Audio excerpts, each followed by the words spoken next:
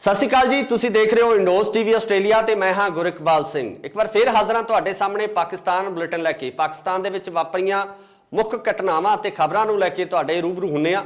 ਸਾਡੇ ਪਾਕਿਸਤਾਨ ਤੋਂ ਸਹਿਯੋਗੀ ਨਾਸਿਰ ਅਲੀ ਸਾਡੇ ਨਾਲ ਮੌਜੂਦ ਨੇ। ਨਾਸਿਰ, ਬਹੁਤ-ਬਹੁਤ ਸਵਾਗਤ ਹੈ ਤੁਹਾਡਾ। ਬਹੁਤ ਸ਼ੁਕਰੀਆ ਸਰ।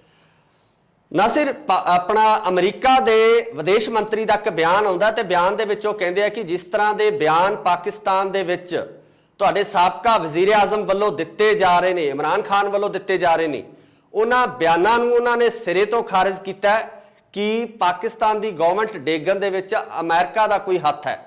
ਕੀ ਆ ਉਹ ਬਿਆਨ, ਕਿਸ ਤਰੀਕੇ ਨਾਲ ਇਹ ਚੀਜ਼ਾਂ ਜਿਹੜੀਆਂ ਵਾਪਰੀਆਂ, ਪੂਰੀ ਜਾਣਕਾਰੀ ਦਿਓਗੇ? हाँ जी बिल्कुल। अमेरिका के जोड़े वजीर खारजा के ऑफिस के जोड़े नेड प्राइस जोड़े उन्होंने तर्जमान है ने अमेरिकन वजीर खारजा के, उन्होंने एक सहाफ़ी के सवाल में जवाब दिता। सहाफ़ी साडा एक टीवी चैनल है, साडा नैशनल टीवी चैनल है जी। उस टीवी चैनल के एक सहाफ़ी ने सवाल किया कि जनाब इमरान खान साहब का ये बयानिया है तो इस बयानिए तो उन्होंने बहुत सारे तो लखां लोग जोड़े है ने वो सड़कों पर लै आते हैं कि जो करवा रहा है तो वो अमरीका करवाता है तो अमेरिका ने ਉਹਨਾਂ ਦੀ ਗਵਰਨਮੈਂਟ ਨੂੰ ਸੁੱਟਿਆ ਹੈ। ਤੇ ਉਹਨਾਂ ਦੇ ਸਹਾਫੀ ਦਾ ਜਵਾਬ ਉਹਨਾਂ ਨੇ ਇਸ ਤਰ੍ਹਾਂ ਦਿੱਤਾ ਕਿ ਅਸੀਂ ਪਾਕਿਸਤਾਨ ਦੇ ਵਿੱਚ ਅਮਰੀਕਾ ਮੁਖਾਲਫ ਕਿਸੇ ਵੀ ਪ੍ਰੋਪਗੈਂਡੇ ਦੀ ਕਿਸੇ ਵੀ ਤਰ੍ਹਾਂ ਅਸੀਂ ਬਿਲਕੁਲ ਵੀ ਸਪੋਰਟ ਨਹੀਂ ਕਰਾਂਗੇ, ਬਲਕਿ ਉਹਦੇ ਖਿਲਾਫ ਅਸੀਂ ਕਾਰਵਾਈ ਕਰਾਂਗੇ। ਅਸੀਂ ਪਾਕਿਸਤਾਨ ਦੇ ਨਾਲ ਸਾਡੇ 75 ਸਾਲਾ 76 ਸਾਲਾ ਤਾਲੁਕਾਤ ਹੈਗੇ ਨੇ। ਉਹ ਤਾਲੁਕਾਤ ਉਸੇ ਤਰੀਕੇ ਦੇ ਨਾਲ ਚੱਲਦੇ ਰਹਿਣਗੇ ਜਿਸ ਤਰੀਕੇ ਨਾਲ ਪਹਿਲੇ ਚੱਲਦੇ ਨੇ। ਪਹਿਲੇ ਵੀ ਕਦੀ ਵੀ ਪਾਕਿਸਤਾਨ ਤੇ ਅਮਰੀਕਾ ਦੇ ਮੁਖਾਲਿਫ ਤਾਲੁਕਾਤ ਨਹੀਂ ਹੋਏ ਨੇ ਤੇ ਹੁਣ ਵੀ ਨਹੀਂ ਹੋਣਗੇ। ਹੁਣ ਸਵਾਲ ਇਹ ਪੈਦਾ ਹੁੰਦਾ ਹੈਗਾ ਕਿ ਇਮਰਾਨ ਖਾਨ ਨੇ ਜਿਹੜਾ ਬਿਆਨੀਆ ਜਿਹੜਾ ਸੈਂਟੀਮੈਂਟ ਜਿਹੜਾ ਸਟੇਟਮੈਂਟ ਉਹਨਾਂ ਨੇ ਕ੍ਰੀਏਟ ਕਰ ਦਿੱਤਾ ਹੈ, ਉਹ ਜਿਹੜਾ ਸਟੇਟਮੈਂਟ ਹੈਗਾ ਹੈ ਉਹ ਕਿਸੇ ਵੀ ਤਰੀਕੇ ਦੇ ਨਾਲ ਥੱਲੇ ਹੋ ਸਕਦਾ ਹੈ ਜਾਂ ਨਹੀਂ ਹੋ ਸਕਦਾ। ਸਵਾਲ ਤੇ ਇੱਥੇ ਹੀ ਪੈਦਾ ਹੁੰਦਾ ਹੈ ਕਿਉਂਕਿ ਜਦੋਂ ਵੀ ਗਵਰਨਮੈਂਟ ਇਮਰਾਨ ਖਾਨ ਦੀ ਡਿੱਗੀ ਹੋਈ ਹੈ ਉਸ ਤੋਂ ਬਾਅਦ ਇਮਰਾਨ ਖਾਨ ਸਾਹਿਬ ਨੇ ਹੁਣ ਤੱਕ ਇਹੀ ਆਪਣਾ ਬਿਆਨੀਆ ਰੱਖਿਆ ਹੈਗਾ ਕਿ ਅਮਰੀਕਾ ਦੇ ਉਹਨਾਂ ਦੀ ਗਵਰਨਮੈਂਟ ਨੂੰ ਖਿਲਾਫ ਸਾਜ਼ਿਸ਼ ਕੀਤੀ, ਮੁਦਾਖਲਤ ਕੀਤੀ। ਉਹਨਾਂ ਨੇ ਖੱਤ ਲਿਖਿਆ, ਇੱਕ ਮਰਾਸਲਾ ਭੇਜਿਆ। ਉਸ ਮਰਾਸਲੇ ਦੇ ਵਿੱਚ ਉਸ ਖੱਤ ਦੇ ਵਿੱਚ ਇਹ ਲਿਖਿਆ ਹੈਗਾ ਸੀ ਕਿ ਤੁਸੀਂ ਯੂਕਰਾਈਨ ਤੇ ਰੂਸ ਦੀ ਜੰਗ ਦੇ ਵਿੱਚ ਤੁਸੀਂ ਰੂਸ ਦਾ ਸਾਥ ਦਿੱਤਾ ਹੈਗਾ, ਜਦਕਿ ਅਮਰੀਕਾ ਤੇ ਬਾਕੀ ਮਮਾਲਿਕ ਜਿਹੜੇ ਹੈਗੇ ਸੀ ਉਹ ਯੂਕਰਾਈਨ ਨਾਲ ਖੜੇ ਸੀ ਤੇ ਤੁਸੀਂ ਆਊਟ ਆਫ ਦਾ ਵੇ ਜਾ ਕੇ ਜਿਹੜਾ ਹੈਗਾ ਉਹ ਤੁਸੀਂ ਰੂਸ ਦੀ ਹਮਾਇਤ ਕੀਤੀ। ਇਸ ਵਜ੍ਹਾ ਤੋਂ ਅਸੀਂ ਤੁਹਾਡੀ ਗਵਰਨਮੈਂਟ ਨੂੰ ਸੁੱਟਣ ਜਾ ਰਹੇ ਹਾਂ ਤੇ ਅਸੀਂ ਤਹਿਰੀਕ ਅਦਮ ਇਤਮਾਦ ਦੇ ਜ਼ਰੀਏ ਜਿਹੜੀ ਆਪੋਜੀਸ਼ਨ ਵੱਲੋਂ ਜਮ੍ਹਾਂ ਕਰਵਾਈ ਗਈ ਸੀ ਤੇ ਬਕੌਲ ਇਮਰਾਨ ਖਾਨ ਸਾਹਿਬ ਦੇ ਕਿ ਉਹ ਜਿਹੜੀ ਤਹਿਰੀਕ ਅਦਮ ਇਤਮਾਦ ਸੀ ਉਹਨੂੰ ਸਰਪ੍ਰਸਤੀ। ਨਹੀਂ, ਲੋਕਾਂ ਦੀ ਕੀ ਰਾਏ ਹੈ, ਲੋਕ ਕੀ ਕਹਿੰਦੇ ਆ? ਕਿਉਂਕਿ ਇਸ ਟਾਈਮ ਜੇ ਆਪਾਂ ਕਰੀਏ ਤਾਂ ਪਬਲਿਕ ਸਭ ਜਾਣਦੀ ਹੈ, ਪਬਲਿਕ ਨੂੰ ਸਭ ਕੁਝ ਪਤਾ ਹੁੰਦਾ ਹੈ ਕਿ ਕਿਹੜੇ ਹਾਲਾਤਾਂ ਦੇ ਵਿੱਚ ਕਿਸ ਤਰ੍ਹਾਂ ਦੇ ਘਟਨਾਕ੍ਰਮ ਵਾਪਰੇ ਹੈ।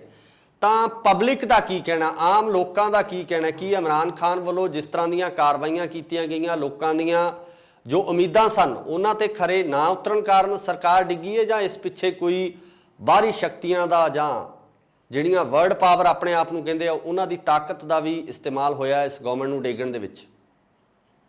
ਦੇਖੋ, ਇਹ ਗਵਰਨਮੈਂਟ ਜਿਹੜੀ ਹੈਗੀ ਸੀ ਇਮਰਾਨ ਖਾਨ ਸਾਹਿਬ ਜਿਹੜੀ ਗਵਰਨਮੈਂਟ ਚੱਲ ਰਹੀ ਸੀ, ਇਸ ਗਵਰਨਮੈਂਟ ਨੂੰ 4 ਸਾਲ ਹੋ ਗਏ ਸੀ। ਤੇ ਉਸ 4 ਸਾਲ ਦੇ ਵਿੱਚ ਪਹਿਲੇ 2 ਸਾਲ ਤੇ ਤੁਸੀਂ ਵੈਸੇ ਹੀ ਕੱਢ ਦਿਓ ਨਾ ਵਿੱਚੋਂ, ਜਿਹੜੇ ਕੋਵਿਡ ਦੇ ਚੱਲ ਰਹੇ ਸੀ, ਕਰੋਨਾ ਵਾਇਰਸ ਆ ਗਿਆ ਸੀ, ਉਹ ਚੱਲ ਰਹੇ ਸੀ। ਉਹਦੇ ਵਿੱਚ ਤੇ ਹਰ ਹੁਕੂਮਤ ਨੇ ਜਾਂ ਹਰ ਮੁਲਕ ਨੇ ਉਸ ਕਰੋਨੇ ਦੀ ਆੜ 'ਚ ਲੁੱਕ ਕੇ ਤੇ ਉਹਨਾਂ ਨੇ ਕਿਹਾ ਕਿ ਕਰੋਨਾ ਵਾਇਰਸ ਚੱਲ ਰਿਹਾ, ਇਸ ਵਜ੍ਹਾ ਸਾਡੀ ਪਰਫਾਰਮੈਂਸ ਜਿਹੜੀ ਹੈਗੀ ਆ ਮੁਤਾਸਰ ਹੋਈ ਹੈ, ਸਾਡੀ ਪਰਫਾਰਮੈਂਸ ਤੇ ਬੁਰਾ ਅਸਰ ਪਿਆ ਹੈਗਾ। ਲੇਕਿਨ ਉਸ ਤੋਂ ਇਲਾਵਾ ਵੀ ਇਮਰਾਨ ਖਾਨ ਸਾਹਿਬ ਨੇ ਇੱਕ ਲੋਕਾਂ ਦੇ ਦਿਮਾਗਾਂ ਦੇ ਵਿੱਚ ਇੱਕ ਨਵਾਂ ਚੇਂਜ ਤੇ ਇੱਕ ਨਵੀਂ ਤਬਦੀਲੀ ਲੈ ਕੇ ਆਏ ਸੀ। ਕਿਉਂਕਿ ਜਦੋਂ ਤੋਂ ਪਾਕਿਸਤਾਨ ਕ੍ਰੀਏਟ ਹੋਇਆ ਹੈਗਾ, ਜਦੋਂ ਤੋਂ ਪਾਕਿਸਤਾਨ ਬਣਿਆ ਹੈਗਾ, ਪਾਕਿਸਤਾਨ 'ਚ 2 ਹੀ ਹੁਕੂਮਤਾਂ ਰਹੀਆਂ ਹੈਗੀਆਂ ਨੇ। ਪਾਕਿਸਤਾਨ ਪੀਪਲਸ ਪਾਰਟੀ ਜ਼ੁਲਫਕਾਰ ਅਲੀ ਭੁੱਟੋ ਸਾਹਿਬ, ਉਸ ਤੋਂ ਬਾਅਦ ਇਹ ਬੇਨਜ਼ੀਰ ਭੁੱਟੋ ਤੇ ਉਸ ਤੋਂ ਬਾਅਦ ਨਵਾਜ਼ ਸ਼ਰੀਫ ਹੋਣੀ, ਸ਼ਹਿਬਾਜ਼ ਸ਼ਰੀਫ ਹੋਣੀ, ਇਹੀ ਹੁਕੂਮਤਾਂ ਚੱਲਦੀਆਂ ਆ ਰਹੀਆਂ ਸੀ। ਲੇਕਿਨ ਇਹਨਾਂ ਹੁਕੂਮਤਾਂ ਦੇ ਵਿੱਚ ਇੱਕ ਨਵੀਂ ਪਾਰਟੀ ਉੱਠਦੀ ਹੈ ਤੇ ਉਹ ਨਵੀਂ ਪਾਰਟੀ ਜਿਹੜੀ ਹੈਗੀ ਉਹ ਬੜੀ ਜਲਦੀ ਮਕਬੂਲੀਅਤ ਹਾਸਲ ਕਰਦੇ ਹੋਇਆ ਉਹ ਆਪਣੀ ਹੁਕੂਮਤ ਦੇ ਵਿੱਚ ਵੀ ਆ ਜਾਂਦੀ ਹੈ, ਆਪੋਜੀਸ਼ਨ ਵੀ ਬਹੁਤ ਤਗੜੀ ਕਰਦੀ ਹੈ।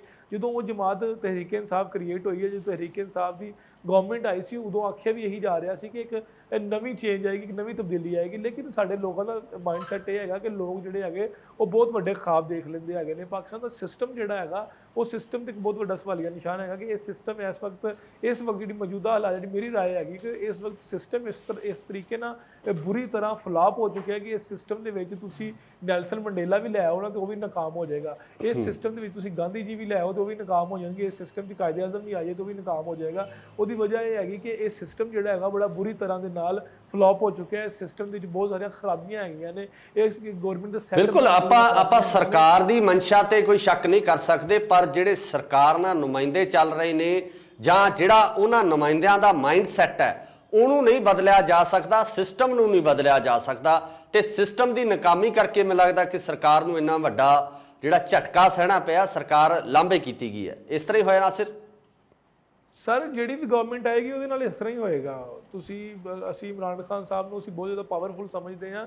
ਅਸੀਂ ਸਮਝਦੇ ਹਾਂ ਕਿ ਉਹਦੇ ਨਾਲ ਆਵਾਮ ਦੀ ਤਾਕਤ ਹੈਗੀ। ਅਸੀਂ ਸਮਝਦੇ ਹਾਂ ਕਿ ਉਹਦੇ ਨਾਲ ਉਹਦੀ ਆਪਣੀ ਫੈਨ ਫੋਲੋਇੰਗ ਬਹੁਤ ਹੈਗੀ। ਪਾਰਟੀ ਤੇ ਬੜੀ ਦੂਰ ਦੀ ਗੱਲ ਹੈ, ਉਹਨਾਂ ਦੀ ਗੱਲਾਂ ਇੱਕ ਬੜੀ ਦੂਰ ਦੀ ਗੱਲ ਹੈ, ਉਹਨਾਂ ਦੀ ਆਪਣੀ ਫੈਨ ਫੋਲੋਇੰਗ ਬਹੁਤ ਹੈ। ਮਤਲਬ ਬਹੁਤ ਸਾਰੇ ਐਸੇ ਪਾਗਲ ਇਸ ਮੈਂ ਕਹਾਂਗਾ ਲੋਕ ਵੀ ਹੈਗੇ ਨੇ ਜਿਹੜੇ ਕਹਿੰਦੇ ਨੇ ਕਿ ਭਾਈ ਖਾਨ ਸਾਹਿਬ ਦੀ ਗਵਰਨਮੈਂਟ ਜਿਹੜੇ ਕਹਿੰਦੇ ਜਨਾਬ 1000 ਰੁਪਏ ਲੀਟਰ ਵੀ ਪੈਟਰੋਲ ਹੋ ਜਾਏ, ਮਹਿੰਗਾਈ ਜਿੰਨੀ ਹੁੰਦੀ ਹੋ ਜਾਵੇ, ਲੇਕਿਨ ਅਸੀਂ ਇਮਰਾਨ ਖਾਨ ਦੇ ਨਾਲ ਖੜੇ ਹਾਂ ਕਿਉਂਕਿ ਇਮਰਾਨ ਖਾਨ ਨੇ ਚੋਰਾਂ ਨੂੰ, ਕਰਪਸ਼ਨ ਕਰਨ ਵਾਲਿਆਂ ਨੂੰ ਅੱਗੇ ਲਾਇਆ ਹੋਇਆ, ਉਹਨਾਂ ਨੇ ਖੁੱਡੇ ਲੈਣ ਲਾਇਆ ਹੋਇਆ। ਇਸ ਲਈ ਉਹਨਾਂ ਦੀ ਜਿਹੜੀ ਫੈਨ ਫੋਲੋਇੰਗ ਉਹ 'ਚ ਕੋਈ ਸ਼ੱਕ ਨਹੀਂ ਹੈਗਾ। ਉਹਨਾਂ ਦੀ ਫੈਨ ਫੋਲੋਇੰਗ ਦੀ ਇੱਕ ਲੰਬੀ ਲਿਸਟ ਹੈਗੀ ਹੈ। ਲੇਕਿਨ ਕਹਿਣ ਦਾ ਮਤਲਬ ਇਹ ਹੈਗਾ ਕਿ ਹੁਣ ਜਿਹੜਾ ਉਹਨਾਂ ਨੇ ਬਿਆਨੀਆਂ ਕ੍ਰੀਏਟ ਕੀਤਾ, ਜਿਹੜਾ ਇਸ ਟਾਈਮ ਜਿਹੜੀ ਅਸੀਂ ਕਹਾਂਗੇ ਪੰਚ ਲਾਈਨ ਜਿਹੜੀ ਹੈਗੀ ਆ, ਉਹ ਇਹ ਹੀ ਹੈ ਕਿ ਅਸੀਂ ਗੁਲਾਮੀ ਨਹੀਂ ਕਰਨੀ, ਅਸੀਂ ਅਮਰੀਕਾ ਮੁਖਾਲਿਫ ਜਿਹੜਾ ਪ੍ਰੋਪੇਗੈਂਡਾ ਸਾਡੇ ਖਿਲਾਫ ਹੋ ਰਿਹਾ, ਅਸੀਂ ਉਹਦੇ ਖਿਲਾਫ ਖਲੋਣਾ ਹੈਗਾ। ਇਮਰਾਨ ਖਾਨ ਸਾਹਿਬ ਦਾ ਇਹ ਬਿਆਨੀਆਂ ਇੰਨੀ ਦਫਾ ਮੁਸਤਰਦ ਹੋ ਚੁੱਕਿਆ ਹੈ। ਇਮਰਾਨ ਖਾਨ ਦੇ ਬਿਆਨੀਏ ਨੂੰ ਸਾਡੀ ਸਿਕਿਉਰਿਟੀ ਕੌਂਸਲ ਜਿਹੜੀ ਹੈਗੀ ਹੈ ਉਹ ਡਿਨਾਈ ਕਰ ਚੁੱਕੀ ਹੈਗੀ ਕਿ ਕੋਈ ਵੀ ਧਮਕੀ ਨਹੀਂ ਮਿਲੀ। ਉਸ ਤੋਂ ਬਾਅਦ ਅਮਰੀਕਾ ਖੁਦ ਕਹਿ ਰਿਹਾ ਕਿ ਅਸੀਂ ਕੋਈ ਧਮਕੀ ਨਹੀਂ ਦਿੱਤੀ ਹੈਗੀ, ਅਸੀਂ ਕੋਈ ਮੁਦਾਖਲਤ ਨਹੀਂ ਕੀਤੀ, ਅਸੀਂ ਕੋਈ ਸਾਜ਼ਿਸ਼ ਨਹੀਂ ਕੀਤੀ।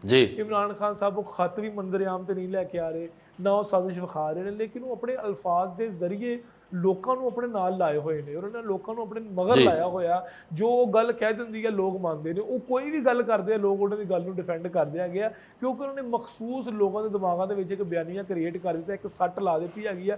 ਕਿਉਂਕਿ ਜਦੋਂ ਇਹ ਗਵਰਨਮੈਂਟ 'ਚ ਆਉਣ ਲੱਗੇ ਸੀ ਉਦੋਂ ਵੀ ਇਹਨਾਂ ਨੇ ਇਹ ਗੱਲ ਕਹੀ ਸੀ ਕਿ ਅਸੀਂ ਕਰਪਸ਼ਨ ਖਤਮ ਕਰਾਂਗੇ, ਅਸੀਂ ਜਿਨ੍ਹਾਂ ਨੇ ਇਸ ਮੁਲਕ ਨੂੰ ਲੁੱਟਿਆ ਹੈਗਾ ਅਸੀਂ ਉਹਨਾਂ ਨੂੰ ਜੇਲ੍ਹਾਂ 'ਚ ਪਾਵਾਂਗੇ। ਉਹਨਾਂ ਨੇ ਕਰਪਸ਼ਨ ਦਾ ਲਫ਼ਜ਼ ਇੰਨੀ ਵਾਰੀ ਇਸਤੇਮਾਲ ਕੀਤਾ ਹੈਗਾ ਸੀ ਕਿ ਲੋਕ ਉਹਨਾਂ ਦੇ ਮਗਰ ਲੱਗ ਗਏ, ਤੇ ਲੋਕਾਂ ਨੇ ਕਿਹਾ ਕਿ ਹੁਣ ਵਾਕਈ ਚੇਂਜ ਆਉਣ ਜਾ ਰਿਹਾ, ਕਿ ਨਵਾਂ ਪਾਕਿਸਤਾਨ ਬਣਨ ਜਾ ਰਿਹਾ ਹੈ, ਤੇ ਉਹ ਖਾਨ ਸਾਹਿਬ ਦੇ ਨਾਲ ਖਲੋਗੇ। ਹੁਣ ਖਾਨ ਸਾਹਿਬ ਦੇ ਨਾਲ ਹਾਲੇ ਵੀ ਲੋਕ ਹੈਗੇ ਨੇ। ਤੁਸੀਂ ਦੇਖਿਓ ਕਿ ਜਦੋਂ ਇਸਲਾਮਾਬਾਦ 'ਚ ਲੌਂਗ ਮਾਰਚ ਹੋਇਆ, ਉਹਨਾਂ ਨੇ 20 ਲੱਖ ਲੋਕ ਕਿਹਾ ਸੀ, ਉਹਨਾਂ ਨੇ 25 ਲੱਖ ਲੋਕ ਕਹਿ ਦਿੱਤੇ ਹੈਗਾ। 25 ਲੱਖ ਇੱਕ ਛੋਟੀ ਅਮਾਊਂਟ ਨਹੀਂ ਹੈਗੀ, ਬਹੁਤ ਵੱਡੀ ਅਮਾਊਂਟ ਹੈਗੀ ਆ ਕਿ ਤੁਸੀਂ ਜਨਾਬੇ ਵਾਲਾ ਇੱਕ ਬੜੇ ਵੱਡੇ ਨੰਬਰਸ ਹੈਗੇ ਨੇ। ਇਸ ਸਖਤ ਗਰਮੀ ਦੇ ਵਿੱਚ, ਇਸ ਤਪਦੀ ਗਰਮੀ ਦੇ ਵਿੱਚ ਜਨਾਬ 25 ਲੱਖ ਲੋਕਾਂ ਨੂੰ ਲੈ ਕੇ ਤੁਸੀਂ ਸੜਕਾਂ 'ਤੇ ਨਿਕਲ ਆਓ, ਇਹ ਬੜੀ ਵੱਡੀ ਗੱਲ ਹੈਗੀ, ਇੱਕ ਬੜੀ ਵੱਡੀ ਅਚੀਵਮੈਂਟ ਹੋਏਗੀ। ਲੇਕਿਨ ਹੁਣ ਲੈਸ ਸੀ ਕਿ ਅਸੀਂ ਦੇਖਦੇ ਹਾਂ ਕਿ ਅੱਗੇ ਜਿਹੜਾ ਹੈਗਾ ਉਹ ਕੀ ਹੁੰਦਾ ਹੈਗਾ।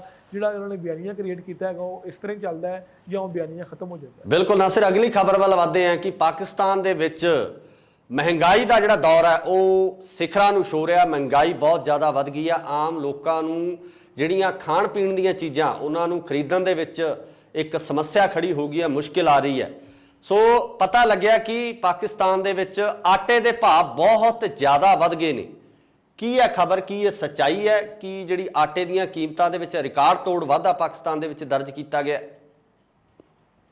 ਬਿਲਕੁਲ ਇਸ ਤਰ੍ਹਾਂ ਹੀ ਹੈ। ਪਾਕਿਸਤਾਨ ਦੇ ਵਿੱਚ ਜਿਹੜੀ ਆਟੇ ਦੀ ਬੋਰੀ ਜਿਹੜੀ ਹੈਗੀ 20 ਕਿਲੋ ਆਟੇ ਦੀ ਬੋਰੀ ਖੈਬਰ ਪਖਤੂਨਖਵਾ ਦੇ ਵਿੱਚ ਤੇ ਸਿੰਧ ਦੇ ਵਿੱਚ ਜਿਹੜੀ 1400 ਰੁਪਏ ਹੋ ਗਈ ਹੈ 20 ਕਿਲੋ ਦੀ, ਤੇ ਜਿਹੜਾ ਪੰਜਾਬ ਹੈਗਾ, ਪੰਜਾਬ ਦੇ ਵਿੱਚ ਜਿਹੜੀ ਹੈ ਉਹ 1300 ਰੁਪਏ ਦੀ ਹੋ ਗਈ ਹੈ 20 ਕਿਲੋ ਆਟੇ ਦੀ ਬੋਰੀ। ਯਾਨੀ ਕਿ ਇਹਦਾ ਮਤਲਬ ਇਹ ਹੈਗਾ ਕਿ ਇੱਕ ਐਸਾ ਮੁਲਕ ਜਿਹੜਾ ਗੰਦਮ ਪੈਦਾ ਕਰਨ ਦੇ ਵਿੱਚ, ਜਿਹੜਾ ਕਣਕ ਪੈਦਾ ਕਰਨ ਦੇ ਵਿੱਚ ਦੁਨੀਆ ਦੇ 10 ਵੱਡੇ ਮੁਲਕਾਂ ਦੇ ਵਿੱਚ ਆਂਦਾ ਹੈਗਾ, ਉਸ ਮੁਲਕ ਦੇ ਵਿੱਚ ਆਟੇ ਦਾ ਬੁਹਰਾਨ ਪੈਦਾ ਹੋਇਆ ਜਾਂ ਆਟੇ ਦੀ ਕੀਮਤਾਂ ਵੱਧ ਜਾਣੀਆਂ, ਇੱਕ ਬਹੁਤ ਵੱਡਾ ਸਵਾਲੀਆ ਨਿਸ਼ਾਨ ਹੈ। ਪੂਅਰ ਮੈਨੇਜਮੈਂਟ ਕਵਾਂਗੇ ਅਸੀਂ, ਇਹਨੂੰ ਕਵਾਂਗੇ ਕਿ ਨਾਕਾਮੀ ਕਵਾਂਗੇ, ਇਹਨੂੰ ਅਸੀਂ ਸਰਪ੍ਰਸਤਾਂ ਦੀ, ਗਵਰਨਮੈਂਟ ਦੀ ਨਾਕਾਮੀ ਕਵਾਂਗੇ ਕਿ ਇੱਕ ਐਡਾ ਵੱਡਾ ਮੁਲਕ ਜਿੱਥੇ ਕਣਕ ਪੈਦਾ ਹੁੰਦੀ ਹੈ, ਜਿਹਦਾ GDP ਹੈ ਜਿਹੜਾ ਹੈਗਾ ਉਹ ਜ਼ਰਾਤ ਦੇ ਨਾਲ, ਐਗਰੀਕਲਚਰ ਦੇ ਨਾਲ 26% ਜਿਹੜਾ ਪਾਕਿਸਤਾਨ ਦਾ GDP ਹੈ ਉਹ ਐਗਰੀਕਲਚਰ ਦੇ ਨਾਲ ਮਿਲਦਾ ਹੈਗਾ। ਯਾਨੀ ਕਿ ਜ਼ਰਾਤ ਦੇ ਨਾਲ ਮਿਲਦਾ ਹੈਗਾ। ਇੱਕ ਬਹੁਤ ਵੱਡੇ ਨੰਬਰਸ ਹੈਗੇ ਨੇ ਕਿ ਸਾਡੇ GDP ਦਾ 26% ਹਿੱਸਾ ਜਿਹੜਾ ਹੈਗਾ ਉਹ ਐਗਰੀਕਲਚਰ ਦੇ ਨਾਲ। ਨਹੀਂ, ਕਾਰਨ ਕੀ ਹੈ ਨਾਸਿਰ, ਇਹਦਾ ਕਾਰਨ ਕੀ ਹੈ? ਇਸ ਦਾ ਕਾਰਨ ਕਾਲਾ ਬਾਜ਼ਾਰੀ ਹੈ ਜਾਂ ਕੋਈ ਹੋਰ ਕਾਰਨ ਇਸ ਦਾ ਤੁਸੀਂ ਮੰਨਦੇ ਹੋ, ਜਾਂ ਜਦ ਤੁਸੀਂ ਦੇਖਿਆ ਕਿ ਇਸ ਰੇਟ ਵਧਣ ਦਾ, ਆਟੇ ਦੇ ਭਾਅ ਵਧਣ ਦਾ ਕਾਰਨ ਕੀ ਹੈ? ਇਹ 3-4 ਵਜੂਹਾਤ ਹੈਗੀਆਂ ਨੇ, 3-4 ਕਾਰਨ ਹੈਗੇ ਨੇ। ਜਿਹੜੀ ਸਭ ਤੋਂ ਉੱਪਰ ਹੈਗਾ ਉਹ ਤੇ ਇਹ ਵੀ ਕਿ ਬਰ ਵਕਤ ਬਾਰਿਸ਼ਾਂ ਨਹੀਂ ਹੋਈਆਂ, ਫਸਲਾਂ ਨੂੰ ਬਾਰਿਸ਼ਾਂ ਨਹੀਂ ਮਿਲੀਆਂ ਹੈਗੀਆਂ, ਜਿਹਦੀ ਵਜ੍ਹਾ ਤੋਂ ਬਾਰਿਸ਼ਾਂ ਨਾ ਹੋਣ ਦੀ ਵਜ੍ਹਾ ਤੋਂ ਜਿਹੜਾ ਹੈਗਾ ਉਹ ਪਾਕਿਸਤਾਨ ਦੇ ਵਿੱਚ ਜਿਹੜੀ ਫਸਲ ਹੈਗੀ ਹੈ ਉਹ ਤਕਰੀਬਨ 2 ਮਿਲੀਅਨ ਟਨ ਜਿਹੜੀ ਹੈਗੀ ਹੈ ਉਹ ਘੱਟ ਰਹੀ ਹੈਗੀ ਹੈ। 2 ਮਿਲੀਅਨ ਟਨ ਜਿਹੜੀ ਫਸਲ ਹੈ ਉਹ ਜਨਾਬੇ ਵਾਲਾ ਉਹਨਾਂ ਨੇ ਫਸਲ ਦੀ ਜਿਹੜੀ ਪੈਦਾਵਾਰ ਹੈਗੀ ਹੈ ਉਹ ਘੱਟ ਹੋਈ ਹੈ। ਉਸ ਤੋਂ ਬਾਅਦ ਦੂਸਰਾ ਕਾਰਨ ਜਿਹੜਾ ਹੈਗਾ ਉਹ ਇਹ ਹੈਗਾ ਕਿ ਇੱਥੇ ਪਾਕਿਸਤਾਨ ਦੇ ਵਿੱਚ ਤਕਰੀਬਨ ਜਿਹੜੀ ईरान के बार्डर के जरिए अफगानिस्तान बार्डर के जरिए समगलिंग जी होंगी है वो भी बहुत ज़्यादा हो रही है। गंदम की समगलिंग हैगी है वो दूसरे मुल्कों में जी वो पहुँचती हैगी तो बाद असं फिर एंड से देखते हैं कि असं की करना, क्योंकि गंदम एक ऐसी चीज़ हैगी इनू जखीरा करके नहीं रख सकते ज़्यादा देर। तुहानू वेयर हाउसिस चाहिए होंगे ने तुहानू रखने वास्ते उहदा रेंट पे करना पैंदा, तो इसलिए फिर किसान की करता है कि उन्होंने किसी भी तरीके नाल उन्होंने कड्ढण की कोशिश करता है, उन्होंने अपने पैसे पूरे करने की कोशिश करता है तो उन्होंने वेचण की कोशिश करता है। तो इस चक्करां दे विच जिहड़ा हैगा वो गंदम जिहड़ी हैगी है वो ब्लैक होने की वजह तो उस तो बाद बारिशां ना होने की वजह तो उस तो बाद जिहड़ा हैगा एक वजह यह भी दसी जा रही है कि किसानों के कोलों जिहड़ी गंदम हैगी आ वो हुकूमत ने तकरीबन 2200 रुपये फी मन जिहड़ा हैगा वो खरीदी हैगी, इस वजह तो भी आटे की कीमत वध रही है। लेकिन ओवरऑल अगर वेख्या जाए तो साडे कोल एक सैटअप मौजूद नहीं हैगा। अगर मैं तुहाडे कोल गल पुछां कि कितनी सच्चाई है, क्योंकि अगर मैं एक रिसर्च रिपोर्ट पढ़ रहा सी उहदे विच लिखिया हैगा सी कि 111 मिलियन टन जिहड़ी हैगी है वो इंडिया दे विच गंदम या कणक जिहड़ी प्रोड्यूस होई हैगी है जिहड़ी उन्हां दी ज़रूरत तो ज़्यादा हैगी है। तो बहुत साढ़े माहिरीन एक्सपर्ट्स कह रहे थे कि साढ़े बेशक इंडिया के ताल्लुकात खराब ने, लेकिन अगर असी आस्ट्रेलिया या दूसरे मुल्कों जो गंदम मंगाते हैं सानू बड़ी महंगी पेगी। तो चूँकि इंडिया साढ़े नाल है तो सानू चाहिए कि असी इंडिया के कोलों गंदम खरीदिए, असी उन्हां नाल तजारत शुरू करिए। तो बिल्कुल बिल्कुल नासिर फासले हुकूमतां दे हो सकते हैं, फासले सरहदां दे हो सकते हैं, पर आम लोगों का जिहड़ा प्यार उस तरह बरकरार है। जिहड़ी अपनी लोक ने वो लोग हमेशा मुहब्बत चाहते हैं, प्यार चाहते हैं, एक दूजे नाल वरतना चाहते हैं, मिलवर्तन चाहते हैं। करतारपुर साहब जदों भी सिख भाईचारे के लोग जाते हैं तो जिस तरह तरीके का स्वागत पाकिस्तानी वीरां वल्लों साडे भरावां वल्लों कीता जाता है तो वो काबिले तारीफ है, माफ़ करना काबिले तारीफ है। उसकी जिहड़ी प्रशंसा करनी बनती है, सलाहता करनी बनती है, जिहड़ा प्यार पाकिस्तान के लोगों वल्लों पंजाबियों नूं भारतीयों नूं दिता जाता। हुकूमतां विच फासले हमेशा रहने आ। हुकूमतां इस तरह अपनी सियासत इन्हां मसलियां दे उत्ते, सरहदां दे मसलियां दे उत्ते ते हलकियां दे मसलियां दे उत्ते, सरहदां दे मसलियां दे उत्ते करदियां रहणगीਆਂ जी जी जी। तो ये हूँ असी यही वजह देखा कि इंडिया के अगर ज़्यादा कनक पैदा हो रही है तो वो रीजनस ही है सू अपने हमसाए मुल्क को सीखना चाहिए है कि वो की वजह ने कि उन्होंने इन्नी ज़्यादा गंदम प्रोड्यूस की है, इन्नी ज़्यादा कनक प्रोड्यूस की है, जबकि साढ़े हाँ 26 टन मैट्रिक टन जी सूँ चाहिए सी, लेकिन असी 24 पैदा कर सके।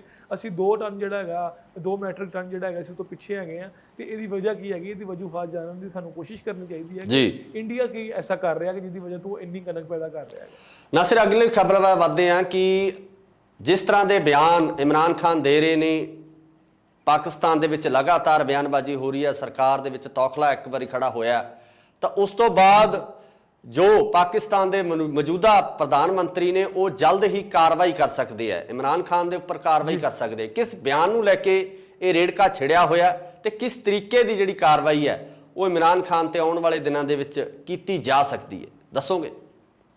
8 मई को जो जलसा होया सी, असीं पहले भी इत्थे डिस्कस कर चुके थे कि 8 मई को जलसा होया सी, उहदे विच इमरान खान साहब ने आम लोगों को मुखातब करते हुए आख्या सी कि तुसीं मैनूं ये दसो कि मीर जाफर का तुहानूं पता है मीर जाफर कौन सी? तो लोगों ने कहा कि नहीं। तो खान साहब ने कहा कि मीर जाफर इंडिया के विच सराजुद्दीन दौला जिहड़ा हैगा सी ओहदा एक सिपा सलार सी, ओहदा आर्मी चीफ सी।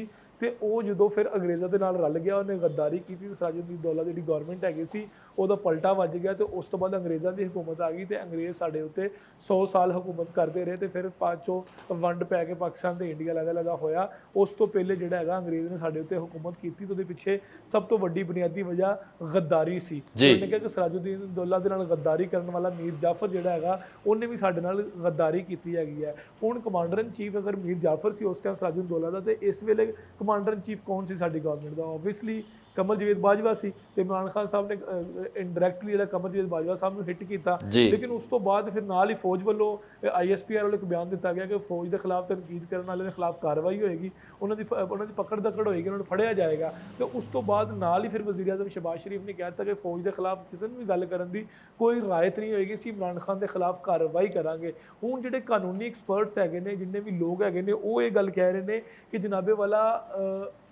ਇਮਰਾਨ ਖਾਨ ਦੇ ਖਿਲਾਫ ਕਾਰਵਾਈ ਜਿਹੜੀ ਹੈਗੀ ਹੈ ਉਹ ਇਹ ਹੋਣ ਜਾ ਰਹੀ ਹੈ ਕਿ ਖਾਨ ਸਾਹਿਬ ਦੇ ਖਿਲਾਫ ਉਹਨਾਂ ਨੂੰ ਨਜ਼ਰਬੰਦ ਕੀਤਾ ਜਾ ਸਕਦਾ ਹੈ। ਉਹਨਾਂ ਦੇ ਇਸ ਬਿਆਨੀਆਂ ਦੇ ਨਾਲ ਉਹਨਾਂ ਨੂੰ ਘਰ ਦੇ ਵਿੱਚ ਨਜ਼ਰਬੰਦ ਕੀਤਾ ਜਾ ਸਕਦਾ, ਗ੍ਰਿਫਤਾਰ ਤੇ ਨਹੀਂ ਕੀਤਾ ਜਾ ਸਕਦਾ, ਲੇਕਿਨ ਉਹਨਾਂ ਦੇ ਇਸ ਬਿਆਨੀਆਂ ਦੇ ਨਾਲ ਮੁਲਕ 'ਚ ਇੰਤਸ਼ਾਰ ਪਏਗਾ। ਸਿਕਿਉਰਿਟੀ ਇਦਾਰੇ ਜਿਹੜੇ ਹੈਗੇ ਆ ਉਹਨਾਂ ਦੀ ਕਾਰਕਰਦਗੀ ਉੱਪਰ ਸਵਾਲੀਆ ਨਿਸ਼ਾਨ ਉੱਠੇਗਾ, ਕਿਉਂਕਿ ਜਿਹੜੀ ਪਿਛਲੀਆਂ ਗਵਰਨਮੈਂਟਸ ਹੈਗੀਆਂ ਨੇ, ਪਾਕਿਸਤਾਨ ਮੁਸਲਿਮ ਲੀਗ ਨਵਾਜ਼ ਦੀ ਗੱਲ ਕਰ ਲਈਏ, ਪੀਪਲਸ ਪਾਰਟੀ ਦੀ ਗੱਲ ਕਰ ਲਈਏ, ਹਮੇਸ਼ਾ ਇਹ ਲੋਕ ਜਿਹੜੇ ਹੈਗੇ ਨੇ ਇਹ ਗੱਲ ਕਰਦੇ ਰਹੇ ਨੇ, ਇਹਨਾਂ ਦੇ ਖਿਲਾਫ ਫੌਜ ਦੇ ਖਿਲਾਫ ਗੱਲ ਕਰਦੇ ਰਹੇ ਨੇ। ਲੇਕਿਨ ਹੁਣ ਸਵਾਲ ਪਿੱਛੇ ਇਹ ਪੈਦਾ ਹੁੰਦਾ ਕਿ ਕਿਆ ਆਇਆ ਖਾਨ ਸਾਹਿਬ ਦੇ ਇਸ ਬਿਆਨ ਦੇ ਨਾਲ ਹਕੂਮਤ ਨੂੰ ਕਿੰਨਾ ਅਸਰ ਪੈਂਦਾ ਹੈਗਾ, ਫੌਜ ਨੂੰ ਕਿੰਨਾ ਅਸਰ ਪੈਂਦਾ ਹੈਗਾ, ਤੇ ਇਹਨਾਂ ਦੇ ਖਿਲਾਫ ਕਾਰਵਾਈ ਹੁਣ ਕੀ ਹੋਏਗੀ, ਹੁਣ ਇਹ ਵੇਖਿਆ ਜਾਏਗਾ। ਬਹੁਤ ਬਹੁਤ ਸ਼ੁਕਰੀਆ ਨਾਸਿਰ, ਤੁਸੀਂ ਇਹ ਸਾਰੀ ਜਾਣਕਾਰੀ ਸਾਡੇ ਦਰਸ਼ਕਾਂ ਨਾਲ ਸਾਂਝੀ ਕੀਤੀ ਹੈ। ਇੰਟਰਨੈਸ਼ਨਲ ਲੈਵਲ ਤੇ ਜਿਹੜੇ ਇਸ ਚੈਨਲ ਨੂੰ ਦੇਖਦੇ ਉਹਨਾਂ ਨੂੰ ਪਾਕਿਸਤਾਨ ਦੇ ਜੋ ਤਾਜ਼ਾ ਹਾਲਾਤ ਨੇ ਉਹਨਾਂ ਦੇ ਰੂਬਰੂ ਕਰਵਾਇਆ। ਬਹੁਤ ਬਹੁਤ ਸ਼ੁਕਰੀਆ।